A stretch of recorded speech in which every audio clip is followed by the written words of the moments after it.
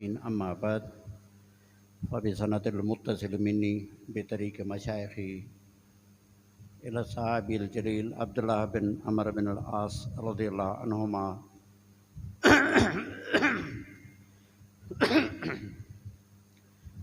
قال رسول الله صلى الله عليه وآله وسلم الراحمون يرحمهم الرحمن تبارك وتعالى ارحموا من في الأرض يرحمكم أو يرحمكم من في السماء. هذا هو أول حديث سمعته من أكثر من 100 شيخ. أنا أجزت الفاضلات الطالبات بهذا الحديث حديث الرحمة المسلسل بالأولية. هي حديث जेका मूं पढ़ी बुखारी जी हदीस खां अॻु में इहा हदीस मुसलसल बिल अवलिया आहे जेका असांखे पंहिंजा उस्ताद ॿियनि समूरनि हदीस जी किताबनि या हदीसुनि जे बयान खां पहिरीं इहा ई हदीस अॻु में ॿुधाईंदा आहिनि ऐं इहो तसलसुल वरी मथे उन्हनि जे उस्ताद खां तां त सुफ़ियान बिन उयैना ताईं इहो तसलसुल क़ाइमु आहे। ऐं अहिड़ी तरह मां बि तक़रीबन 100 खां वधीक मशाइख़ खां इहा हदीस इन ई शर्त ते ॿुधी आहे पहिरीं हदीस उन्हनि जे वातां जेका मूं अमानत न्याणियुनि ताईं पहुचाई। उन खां पोइ इमाम बुखारी रहमतुल्लाह अलैह जी हीअ जेको किताब आहे सही बुखारी जंहिंजो मुकमल नालो आहे अल जामिउल मुस्नद सही अल मुख़्तसर मिन उमूर रसूलिल्लाह सल्लल्लाहु अलैहि वसल्लम व सुननिही व अय्यामिही। इहो नालो यादि रखण बि ज़रूरी आहे छो त काफ़ी मुमतहिन मायूं या मुमतहिन उस्ताद पुछी सघनि था। सही बुखारी मुकमल नालो न आहे, रुगो बुखारी शरीफ़ चवणु मुकमल नालो न आहे। सही नालो मुकमल इहो आहे अल जामिउल मुस्नदुल सहीहुल मुख़्तसर मिन उमूर रसूलिल्लाह सल्लल्लाहु अलैहि वसल्लम व सुननिही व अय्यामिही। इमाम बुखारी रहमतुल्लाह अलैह हिन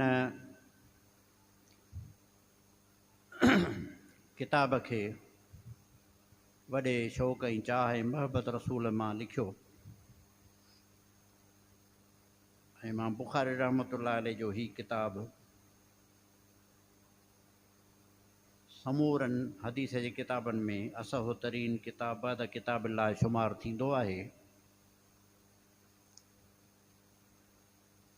इमाम बुखारी खे 6 लख हदीसूं यादि हुयूं जिन मां चूंड करे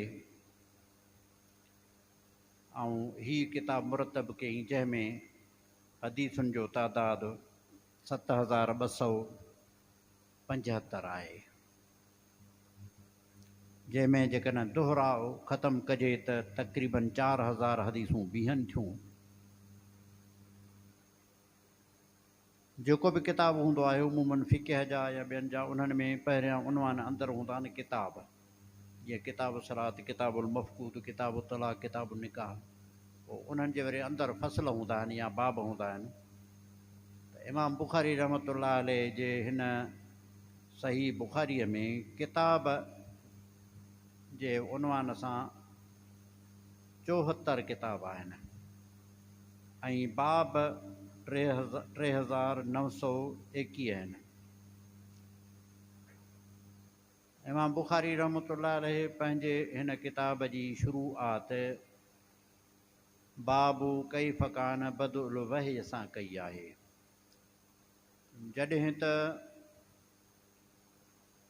उमूमन जेके ॿिया हदीस जा किताब आहिनि या त किताबुल एतिसाम बि सुन्नत बिल किताब अल एतिसाम बिल किताब व सुन्नह सां शुरू थियनि था या किताब तहारत सां शुरू थियनि था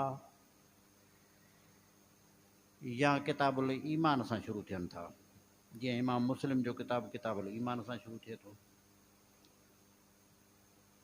इमाम बुखारी रहमतुल्लाह अलैह पंहिंजे हिन किताब में हिकिड़ी नवाण पैदा कई त किताब जी इब्तिदा हुन वहय सां कई। छो त इस्लाम जी इब्तिदाई वहय सां आहे त किताब जी इब्तिदा बि वहय सां थियणु खपे। ॿियो हीउ त इहे तहारतूं, इहे एतसाम बि सुन्नत ऐं इहे ईमान, इहे सभु मौक़ूफ़ आहिनि वहय ते। तौहीद ईमान सभु कुझु मौक़ूफ़ा वहय ते, वहय जे मुताबिक़ हूंदो त क़बूल कबो, न त न। तंहिंजे करे हिन वहय खे मुक़दम करे उन खां पोइ किताबुल ईमान आंदो। छाजे करे त ईमान मरकज़ रखे थो समूरनि आमालनि खां। ईमान खां पोइ थींदो आहे अमल। अमलनि में समूरनि खां अफ़ज़ल तरीन अमल निमाज़ आहे। निमाज़ मौक़ूफ़ आहे तहारत ते, ऐं तहारत ऐं ॿिया बि मसाइल बि तॾहिं ईंदा जॾहिं इल्मु हूंदो। तंहिंजे करे किताबुल ईमान खां पोइ किताबुल इल्म, वरी किताब तहारत, वरी किताब सलात, उन खां पोइ किताब सौम, जिन तरतीब सां इमाम बुख़ारी पंहिंजे हिन किताब खे मुरतब कयो आहे। पाण 194 हिजरीअ में ॼावा ऐं 256 में 62 साल जी उमिरि में फ़ौत थिया।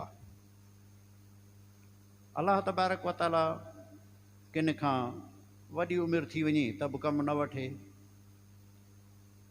किन आलमनि जी नंढी उमिरि मां बि घणो कमु वठे, अलाह तबारक व तआला जंहिंखां कमु वठे। मौलाना अब्दुल हई लखनवी 40 सालनि जी उमिरि में वफ़ात करे वियो। 1204 में ॼाओ, 1264 में ॼाओ, 1304 में वफ़ात करे वियो। उन 100 खां वधीक किताब लिखिया आहिनि।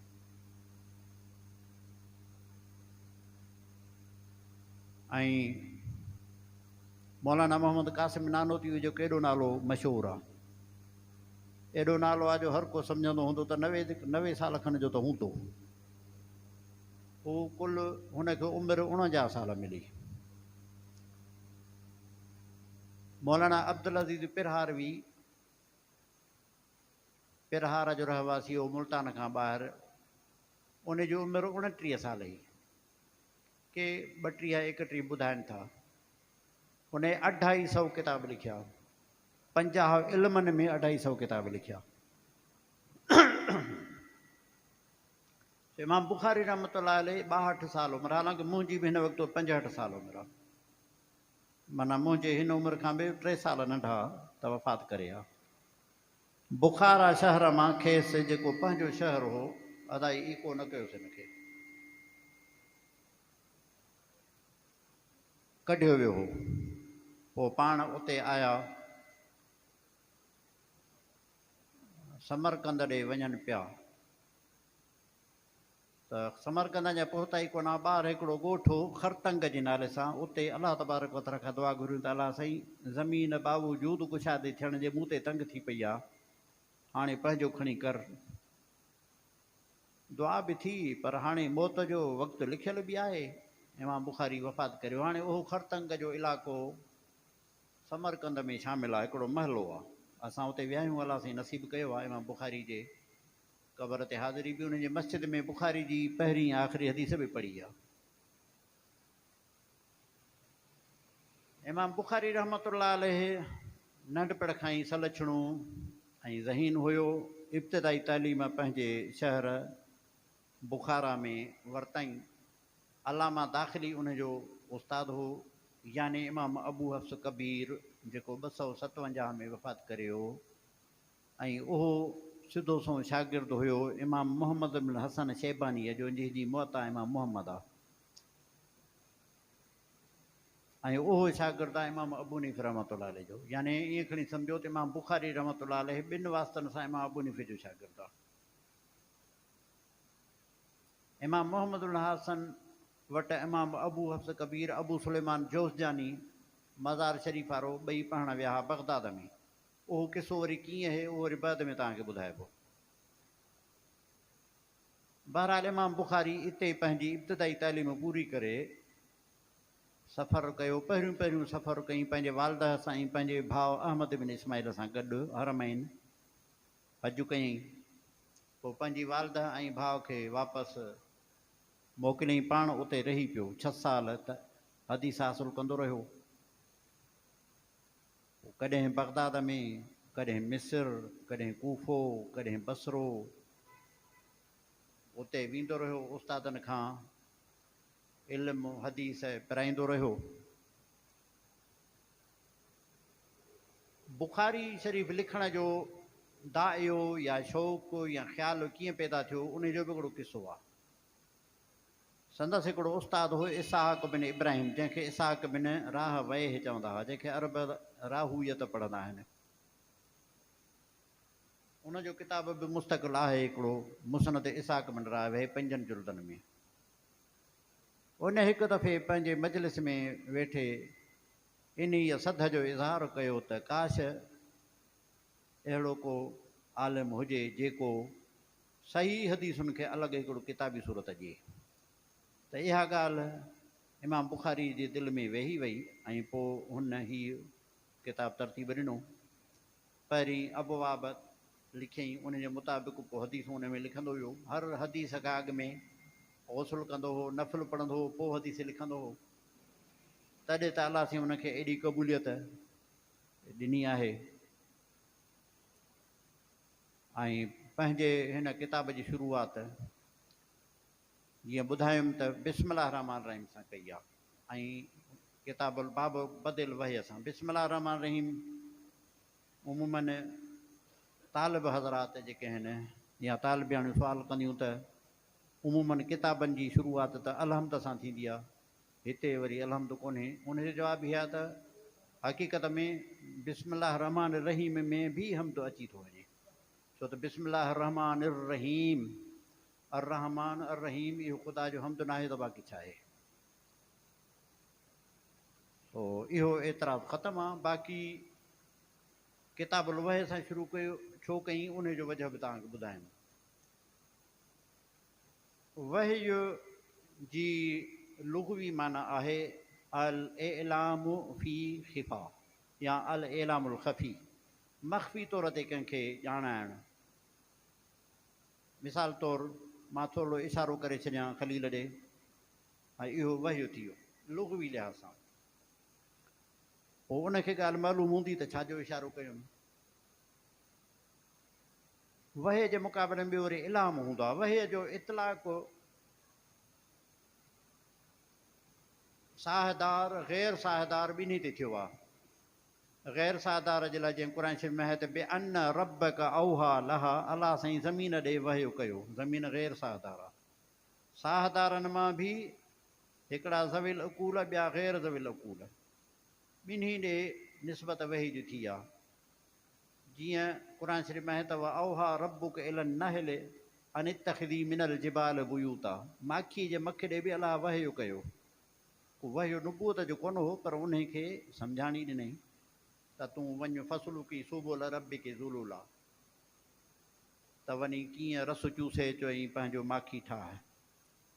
हालांकि उहा ग़ैर ज़विल उकूल आहे। ज़विल उकूल में नबीअ ग़ैर नबियनि ॾे बि वही जी निस्बत थी आहे। व औहा रब्बुक इला उम मूसा, व औहाइना इला उम मूसा, माउ जेका मूसा अलैहिस्सलाम जी ही युकाबद उन ॾे वहियो कयोसीं त ॿारड़ो पेटीअ में विझी पाणीअ में लोड़े छॾ। हाणे उन हिकु को नबियनि वांगुरु वहियो कोन थींदो, पर हिकिड़ी सम्झाणी या दिलि में इल्का उहो विधो अला साईं। वहीअ जो इतलाक़ इंसान जिन ॿिन्ही ते थींदो आहे। जिन्हनि जे लाइ आहे व यूही बअज़ुहुम इला बअज़िन ज़ुख़रुफ़ल क़ौल व गुरूरा। बाक़ी वहीअ जी जेका इस्तिलाही माना आहे उन में इहो आहे त मलक ॾिसजे या मलक जो आवाज़ु ॿुधिजे। मलक माना मलाइक, जेका ख़ासि रसूलनि सां आहे। बाक़ी इल्हाम हर हिक खे थींदो आहे, तव्हांखे बि थींदो आहे, मूंखे बि थींदो आहे। इल्हाम माना अलाह तबारक व तआला ओचितो हिकिड़ी ॻाल्हि दिलि में सम्झाए। इहो तव्हांजा बि तजुर्बा हूंदा। जंहिंखे अॼुकल्ह उर्दू वारा 6 हिस चवंदा आहिनि या सिंधीअ में 6 हिस चइजे। इमाम बुखारी रहमतुल्लाह अलैह हिन जी इब्तिदा बदुल वहय सां करे तबरुक ख़ातिर आयत ज़िक्र कई इन्ना औहैना इलैक कमा औहैना इला नूहिम नबीन में बादी तोॾे असां वहयो ए नबी करीम सल्लल्लाहु अलैहि वसल्लम ईअं ई कयो आहे जीअं नूह अलैहिस्सलाम ॾांहुं ऐं उन खां बाद ॿियनि नबियनि ॾांहुं कयो त उन्हनि सां बि वही जी कंहिं न कंहिं तरीक़े सां त इब्तिदाई शुरूआति थी हूंदी तंहिंजे करे बाब कैफ़ कान बदुल वहियसिन इन सां साबित थी वियो। ऐं ॿियो इहो बि ॿुधायो वियो हो त मके जे मुशरिकनि खे अचरज में अचणु न खपे त मुहम्मद खे नुबूवत कीअं मिली आहे, छो त हिन खां अॻु में नूह अलैहिस्सलाम खे बि नुबूवत मिली आहे। जॾहिं उन जे नुबूवत जा तव्हां क़ाइल आहियो, तव्हांजो ॾाॾो इब्राहिम उन जे नुबूवत जा क़ाइल आहियो, त हज़रत मुहम्मद नबी छो नथो थी सघे। ऐं पोइ पहिरीं हदीस इमाम बुखारी रहमतुल्लाह अलैह ज़िक्र कई आहे, चई त हदसनल हुमैदी, पर इन हदीस पढ़ण खां अॻु में मां पंहिंजी सनद तव्हांखे ॿुधाईंदुसि बुखारीअ जी, जीअं पंहिंजे नियाणियुनि खे बि इजाज़त उनजी थी वञे। त मूं ही बुखारी शरीफ़ पढ़ी आहे हज़रत साईं मीरक वारनि वटि,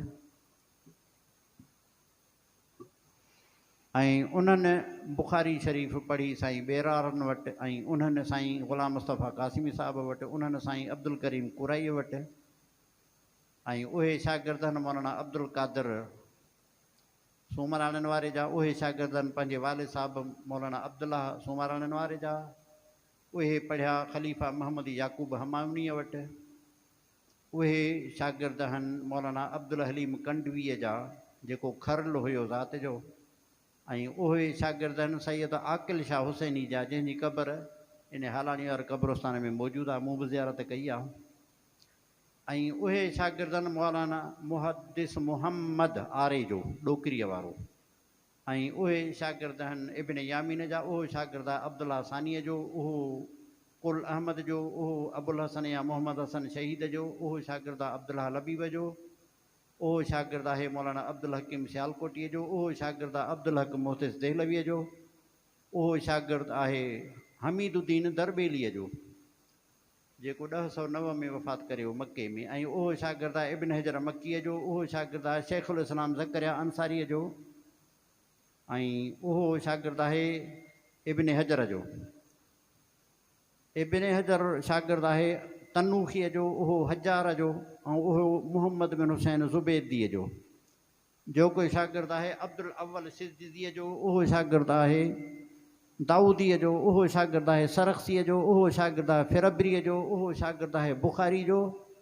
बुखारी फरमाए थो त हदसनल हुमैदिय्यु क़ाल हदसना सुफ़ियान क़ाल हदसना यहया बिन सईद अल अंसारिय्यु क़ाल अख़बरनी मुहम्मद बिन इब्राहिम तैमिय्यु इन्नहु समिअ अलक़मत बिन वक़ासन लेसिय्य यक़ूलु समिअतु उमर बिन ख़त्ताब रज़ियल्लाहु तआला अन्हु अलल मिंबर यक़ूलु समिअतु रसूलल्लाह सल्लल्लाहु अलैहि वसल्लम यक़ूल इन्नमल अमालु बिन्नियात व इन्नमा लिम्रिइन मा नवा फमन कानत हिजरतुहु इला दुनिया युसीबुहा औ इला इम्रअतिन यनकिहुहा फहिजरतुहु इला मा हाजर इलैहि। त इन सनद सां मूं फ़ाज़िलात खे नियाणियुनि खे इजाज़त ॾिनी जेके बुखारी शरीफ़ पढ़नि थियूं। हीअ पहिरीं हदीस जेका आहे मां बुखारी ज़िक्र कई आहे, इन्नमल अमालु बिन्नियात, अमलनि जो दारो मदार नियतुनि ते आहे, ऐं असांजे सॼे दीन जो दारो मदार इन हदीस ते आहे। जहिड़ी नियत हूंदी तहिड़ी मुराद हूंदी, तव्हां पाण चवंदा आहियो जहिड़ी नियत तहिड़ी मुराद, हर हिक जी नियत। पोइ तव्हां भली माण्हुनि जे मुंहं ते छा बि चओ, अलाह तबारक व तआला दिलनि खे ॼाणे थो। तंहिंजे करे मां पंहिंजे फ़ाज़िलात खे गुज़ारिश कंदुसि त हुननि जे सही बुखारी शुरूआत आहे त हिन हदीस जे किताब जे पढ़ण लाइ हिकिड़ो नियत दिलि में रखनि त रज़ाए इलाही, अलाह तबारक व तआला राज़ी थिए, अलाह साईं असांखां दीन जो कमु वठे, ऐं हिन पैगाम खे जेको हदीस या फ़िक़ह या दीन जी सूरत में असां ॿियनि ताईं पहुचायूं। इहा नियत रखंदासीं त पोइ इन्हनि असांजे कयल अमलनि खे थोरो बि अमल हूंदो त उनखे वज़न मिलंदो। तंहिं करे वज़न वारी हदीस वरी आख़िर में आंदई, छो त वज़न थींदो बि आख़िर में, पर थींदो इन्हीअ हदीस जी बुनियाद ते त हिन जो नियत छा हुई, हिन जो अक़ीदो छा हो, हिन जो ख़्यालु छा हो। छो त कॾहिं कॾहिं बिना नियत जे बि कम हिकिड़ा थी वेंदा आहिनि, पर उन सां सवाबु कोन मिलंदो उनखे। इतफ़ाक़िया अहिड़ा खोड़ थी वेंदा आहिनि। मिसाल तौरु हाणे गाॾीअ जे हिकिड़ो छोकिरो को अची वियो, बची वियो, हालांकि उनखे एहतियात करणु खपे हा, छोकिरो बची वियो त इतफ़ाक़ सां बची वियो, को तुंहिंजी नियत कान हुई, तूं न त कसर कोन छॾी, त हिते फ़ख़ुरु न करे साईं मुंहिंजी गाॾी मां बची वियो छोकिरो, इहा नियत न आहे।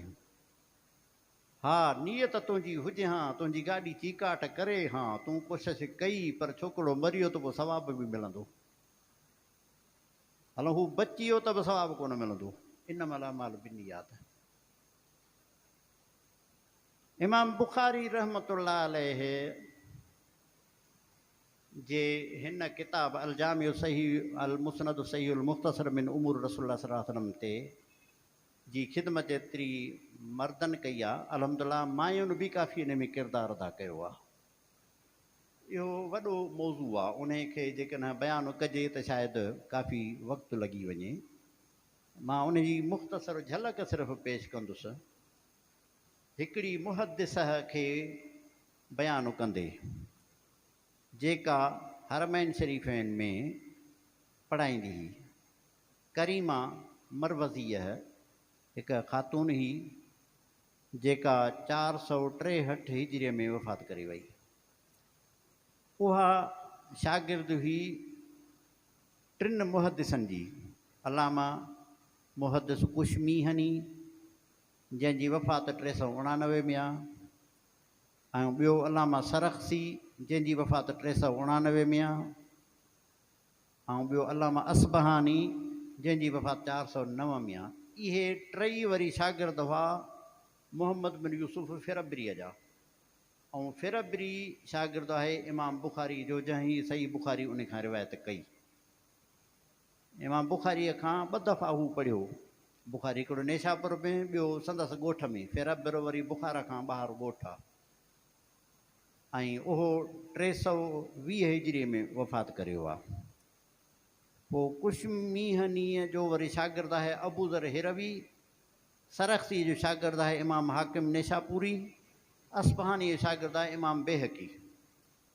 त हीअ करीमा मरवज़ी पहिरीं माई ही जंहिं सही बुखारी पढ़ाई ऐं पढ़ाईंदी रहंदी। हिकु शागिर्दियाणियूं अचनि, वरी उहे पूरो करे वञनि, वरी पोइ ॿिया। ख़तीब बगदादी जहिड़ो वॾो आलिम मुहदिस मुअर्रिख़ जंहिंजी तारीख़ बगदाद 20 जुल्दनि में छपियल आहे, उहो वियो हज ते त करीमा मरवज़ी वटि बुखारी पढ़ी, 5 ॾींहंनि में सॼी बुखारी पूरी करे इजाज़तुल हदीस वठी करे उतां निकितो। अहिड़नि मायुनि वटि मर्द बि पढ़ंदा हुआ, पर्दे जो इंतज़ाम हूंदो हो। हाणे इन ई माईअ वटि रुगो ख़तीब बगदादी न, ऐं इन सॼी उमिरि शादी कान कई। हालांकि शादी करणु सुन्नत आहे मर्दनि जे लाइ, औरतुनि जे लाइ। असां वटि त हिकिड़ो किताब बि आहे अल उलमाउल उज़्ज़ाब, उहे आलिम जिन इल्म ख़ातिर शादी कान कई। हाणे मां उमिरि जे सफ़र ते वियुसि, और नओं किताब वठी आयो आहियां अल आलिमातुल आज़िबात, उहे मायूं जिन इल्म जे करे शादी न कई। हिन बि शादी कान कई। उन जे बुखारीअ वारे दर्स में जेके वॾा वॾा मुहदिस वेठा, उन्हनि जूं वरी 2 कैटेगरियूं आहिनि, हिकिड़ा मशारिक, ॿिया मग़ारिब। मशारिक आहिनि मशरिकी आलम। मशरिकी आलम थींदा आहिनि ईअं खणी चइजे त फ़लस्तीन, मिस्र खे छॾे, मिस्र जो ओरियूं पासो फ़लस्तीन, उर्दुन, शाम, इराक, तुर्की, Iran, Qatar, Kuwait, Saudi, Yemen, Bahrain, Oman, Dubai, पोइ हेॾे वरी पाकिस्तान, हिंदुस्तान, पोइ इंडोनेशिया ताईं। इहो मशरिक़ आहे। मशरिक़ी पाकिस्तान तव्हां ॿुधो कोन्हे छा? मशरिक़ी पाकिस्तान यादि आहे न तव्हांखे? मशरिक़ी पाकिस्तान मग़ारिब वरी चइबो आहे माना मिस्र खां वठी पोइ परते, पोइ मिस्र, लीबिया, अलजाइर, ट्यूनिस, चाड, माली, अलजाइर, मिस्र, मिस्र त थियो, मराकश, वरी उंदलुस बि इन में। हाणे जेके हिन सॻोरीअ जे मजलिस में वॾा मुहदस पढ़िया मशरिकी, उन्हनि जो कुझु ज़िक्र हीअं आहे। अलामा ख़तीब बगदादी जो तज़किरो कयुमि, जेको पाण बि उन साल वफ़ात करे वियो जंहिं वक़्तु सॻोरी वफ़ात करे विझनि, यानी 463 हिजरीअ में। ॿियो हो अबुल मुज़फ़र समआनी, हिकिड़ो समआनी मशहूरु आहे जंहिंजो किताबुल अंसाफ़ मशहूरु आहे, किताबुल अंसाब, ही उन जो ॾाॾो हो। ऐं ॿियो अबू अब्दुल्लाह तबरी, जंहिंजी वफ़ात आहे 498 में। अबुल मुज़फ़र समआनी, जंहिंजी वफ़ात 489 में। चोथों अबू तालिब ज़ैनबी, जंहिं वफ़ात कई 512 हिजरीअ में। पंजों अबुल ग़नाइम नरसी, जंहिंजी वफ़ात आहे 510 में। उहो थो ॿुधाए त मूं ॾांहुं अंदरां परदे मां करीमा मरवज़ीअ पंहिंजे बुख़ारी जो नुस्ख़ो मोकिलियो बि ज़ियारत जे लाइ, मां ॾिठो उहो नुस्ख़ो। छहों आहे अबुल हसन मौसली, वफ़ात 400 ऐं 519। सतों आहे अबू अब्दुल्लाह सईदी, सईद मिस्र इलाइक़ो आहे मिस्र जो, जंहिंजी वफ़ात आहे 520 हिजरी। इहे थिया मशरिक़ी उलमा। मग़रिबी उलमा में जुमा हिम तुलैतिली, तुलैतिल शहर हो उंदलुस जो, जंहिंजी वफ़ात आहे 466 हिजरीअ में। ऐं ॿियो आहे मोहम्मद बिन अबी नसर उंदलुसी, जंहिंजी वफ़ात आहे 488। ॿियो आहे अब्दुल अज़ीज़ कैरावानी, जंहिंजी वफ़ात आहे 495। ॿियो आहे अहमद बिन मोहम्मद बिन अब्दुर्रहमान शारिक़ी, जंहिंजी वफ़ात आहे 500 हिजरी। ॿियो आहे अबुल क़ासिम इब्न नख़ास, जंहिंजी वफ़ात आहे 511 हिजरी। ॿियो आहे हसन बिन ख़लफ़ कैरावानी, जंहिंजी वफ़ात आहे 514 हिजरी। हिकिड़ो आलिम हुयो उंदलुस जो, पाण अची न सघियो, पर ख़त लिखियो हुई ॿियनि जे हाजियुनि जे हथ ते मोकिलियईं सॻोरीअ ॾे, त मूंखे बि इजाज़त हदीस, इजाज़त बुख़ारी ॾिनी वञे। पोइ इजाज़त लिखी करे पने ते उन ॾे ठपो हणी मोकिलियईं। इमाम जियानी अबू अली उंदलुसी, वॾो आलिम हो। इहा त हिकिड़ी माई ही पहिरीं जंहिं बुख़ारी शरीफ़ पढ़ाई। ॿी आहे फ़ातिमा बगदादी असफ़ानी, जंहिंजी वफ़ात आहे 539 हिजरी, जंहिं बुख़ारीअ जो दर्स वरितो अबू उस्मान अयार खां, जंहिंजी वफ़ात आहे 457 में। हाणे इन माईअ जा शागिर्द वरी ॾिसो त तव्हां हैरान थींदव। हाफ़िज़ इब्न असाकिर जहिड़ो माण्हू, जंहिं दमश्क जी तारीख़ लिखी आहे 80 जुल्दनि में, उन में बुख़ारी इन खां वरिती इजाज़त, फ़ातिमा बगदादीअ खां। अबू सैद अब्दुल करीम समआनी, समआनी उहो अची वियो किताबुल अंसाब वारो, जंहिंजी वफ़ात आहे 562 हिजरी। 24 सालनि जी उमिरि में निकितो, 40 साल इल्मु हासिलु कंदो कंदो 64 साल जी उमिरि में ॻोठु मोटियो। आहे को अॼु को अहिड़ो? इल्म जा उठ भरे आयो।